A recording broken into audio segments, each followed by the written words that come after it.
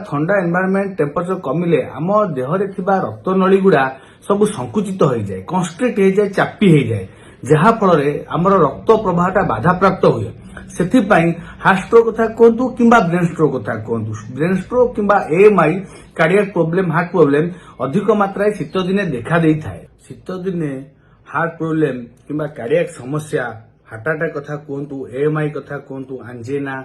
ए सबुर मात्रा अधिक देखा देई थाए। किंबा जो मानको पुराना हार्ट रोग थाए से शीत दिने अधिक से समस्या बढ़िवार आशंका थाए। इवन आम देखीचु जो मानकर किछि भी हार्ट समस्या नाही, बुद्ध वयस्क व्यक्ति किंबा किछि कोमोर्बिडिटी अछि सेमानकु शीत दिने अत्यधिक हार्ट अटैक किंबा एक्यूट माइट्राल इन्फ्राक्शन जो आम कहूचे, एएमआई कथा कहूचे, आंजिना कथा, चेस्ट पेन एटा अधिक मात्रा देखा देई थाए। तेणु यह पछे बहुत किसी कारण रोचे। प्रथम जिनस होची शीत दिने ठंडा समय, ठंडा जेतले टेम्परेचर कमे, कोल्ड किंबा ठंडा एनवायरनमेंट टेम्परेचर कमिले आम देहरे थिबा रक्त नली गुड़ा सब संकुचित हो जाए, कन्स्ट्रिक्ट हो जाए, चापी हो जाए, जहा फल आमर रक्त प्रवाहटा बाधाप्राप्त हुए। सेथिपाई हार्ट स्ट्रोक कथा कहतु किंबा ब्रेन स्ट्रोक कथा कहतु, ब्रेन स्ट्रोक किंबा AMI cardiac problem, heart problem अधिक मात्रा शीत दिने देखा देई थाए, जेहेतु आमर रक्त नली चापी हो जाए और रक्त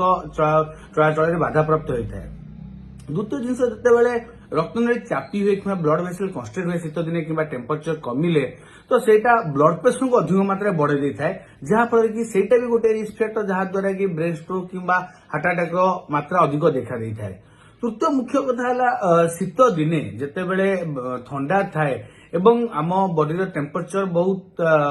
कमी जाए एवं आम बॉडी मैनेज करे केमिति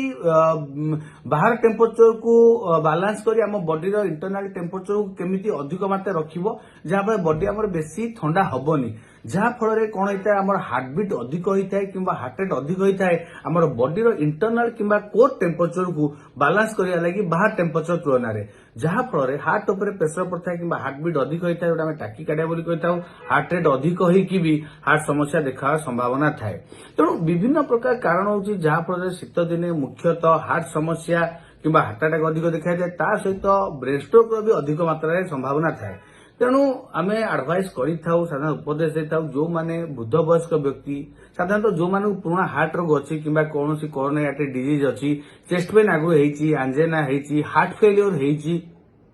किंबा अन्य कोमोर्बिडिटी अच्छी, diabetes, blood pressure, cholesterol problem अच्छी, बुद्ध वयस्क व्यक्ति जो माने हार्ट अटैक होबार अधिक चांस थाए से माने शीत दिने बेसी ठंडा जगह को जीवा कथा नुहे, ठंडा जगह को बाहरतुनी, सबु बेल आपण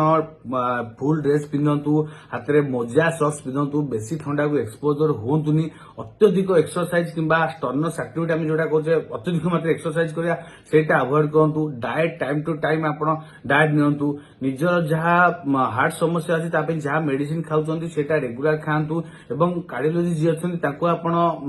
कांटेक्ट करंतु जे कोन मेडिसिन आपण चेंज करिया पड़ी पारे। एवं जेते बेले भी शीत दिने आपण को किछि ना किछि समस्या होउची, जोटा चेस्ट पेन होबा, धई सई लागिबा, छाती गोटे डिस्कम्फर्ट लागिबा, हार्टबर्न टाइप रो होबा, मुंड बुले हवा, थका लगे, ए सबू कौन ना कौन सिम्पटम्स आमर हार्ट अटैक, एएमआई किंबा हार्ट फेलियर लक्षण हो पाए। तेणु आप यथाशीघ्र डाक्तर को परामर्श करूँ, से हिसाब से औषध सेवन करूँ। यही समय जोड़ा आम कहे डिसेम्बर, जनवरी और फेब्रुआरी मिडिल पर्यंत जो टेम्परेचर बहुत मात्रा कमी जाए, जो आम कहूँ बाहर टेम्परेचर जब 15 डिग्री सेल्सियस तलू कमुची तो हुए तो कौटना कौटे हार्ट अटैक किंबा एएमआई हवा चांस अधिका थाए। ओडिशा तो बहुत जगह 10 तलू टेम्परेचर खसी आसला, तेणु से गोटे मोर आह्वान उपदेश रही ठंडा जगह जातुनी, आप सब बेल घरे रूम हीटर लगातु, नॉर्मल टेम्परेचर बैलेंस कर रखु, सब बेल फुल हाथ ड्रेस पिंधतु, मफलर गोड़े हुंतु, हाथ में ग्लोव्स किंवा सॉक्स पिंधतु एवं रूम हीटर लगेबाटा बहुत भल जिनस।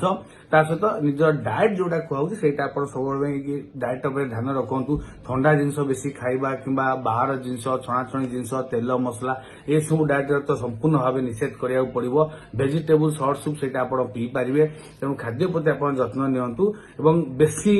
शीत दिने बेसी बाहर जिबा, स्नो जगह, अत्यधिक ठंडा जगह जिबा जोटी बॉडी टेम्परेचर बैलेंस हो पाएनी, अत्यधिक एक्सरसाइज करिबा किंबा अत्यधिक बॉडी एक्टिविटी करिया जोटा कि पुणी हार्ट ऊपर प्रेशर पकई पारे, से सब जिनस भी आपण अवॉइड करबा निहाती आवश्यक।